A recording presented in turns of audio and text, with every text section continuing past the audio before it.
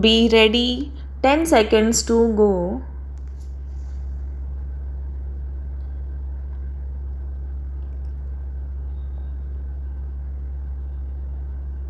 Start.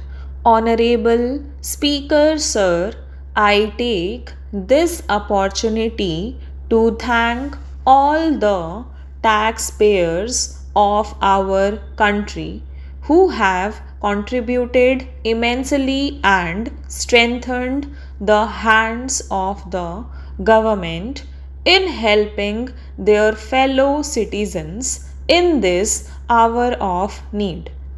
Drawing wisdom from our ancient texts, we continue on the path to progress.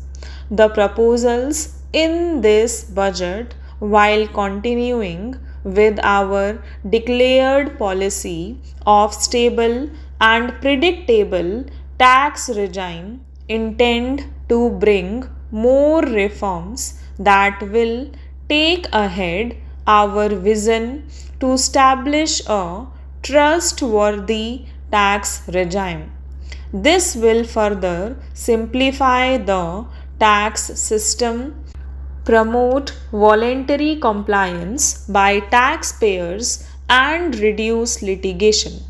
India is growing at an accelerated pace, and people are undertaking multiple financial transactions. The Income Tax Department has established a robust framework of reporting of taxpayers' transactions. In this context, some taxpayers may realize that they have committed omissions or mistakes in correctly estimating their income for tax payment. To provide an opportunity to correct such errors, I am proposing a new provision permitting taxpayers to file an updated return on payment of additional tax. This updated return can be filed within 2 years from the end of the relevant assessment year. Presently, if the department finds out that some income has been missed out by the SSC, it goes through a lengthy process of adjudication.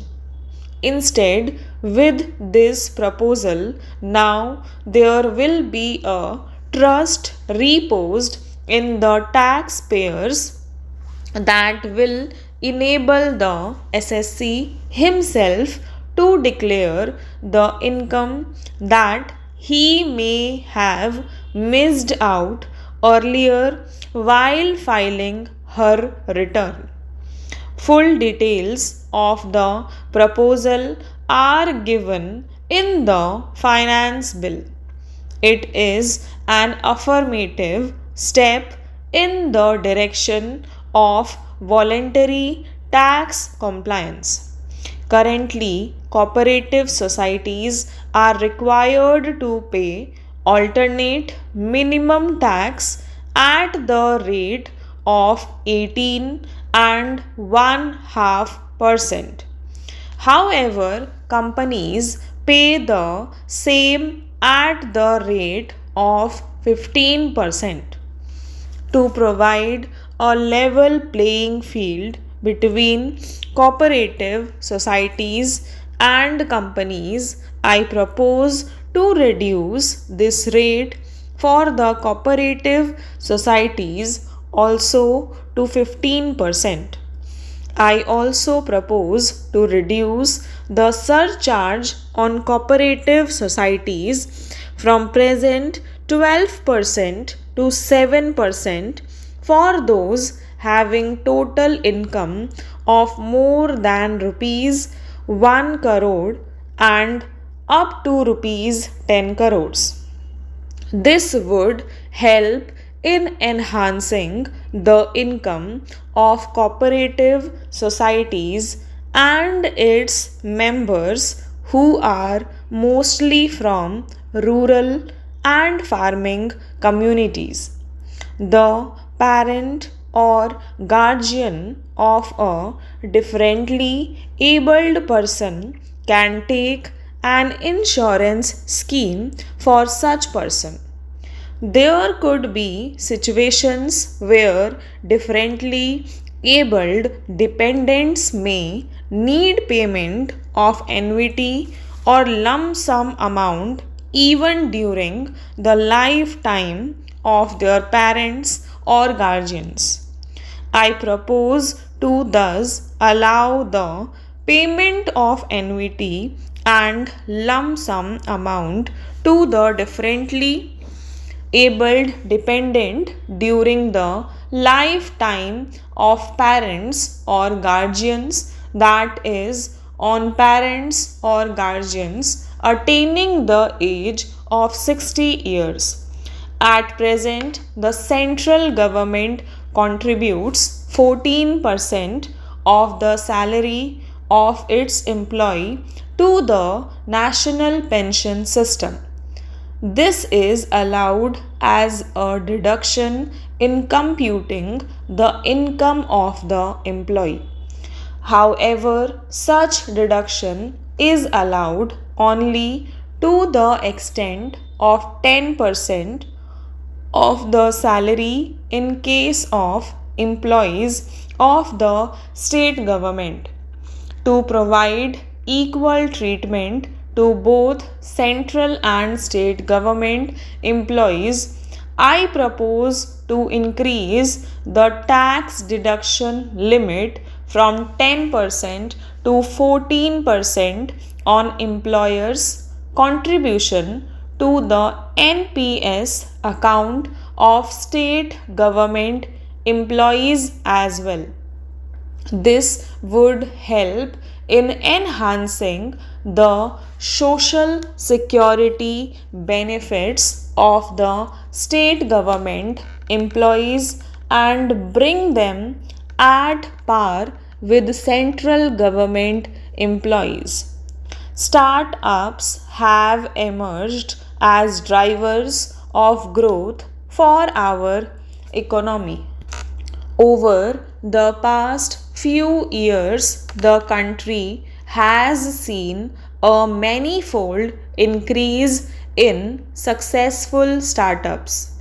Eligible startups established before 31st March 2022 had been provided a tax incentive for 3 consecutive years out of 10 years from incorporation. In view of the COVID pandemic, I propose to extend the period of incorporation of the eligible startup by 1 more year, that is up to 31st March 2023, for providing such tax incentive in an effort to establish a globally competitive business environment for certain domestic companies. A concessional tax regime of 15% tax was introduced by our government for newly incorporated domestic manufacturing companies. I propose to extend the last date for commencement of manufacturing or production under Section 115B by 1 year, that is from 31st March 2023 to 31st March 2024. There has been a phenomenal increase in transactions in virtual digital assets. The magnitude and frequency of these transactions have made it imperative to provide for a specific tax regime. Accordingly, for the taxation of virtual digital assets, I propose to provide that any income from transfer of any virtual digital asset shall be taxed at the rate of 30%. No deduction in respect of any expenditure or allowance shall be allowed while computing such income except cost of acquisition.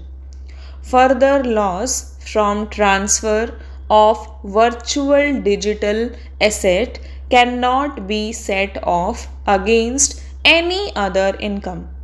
Further, in order to capture the transaction details, I also propose to provide for TDS on payment. Stop.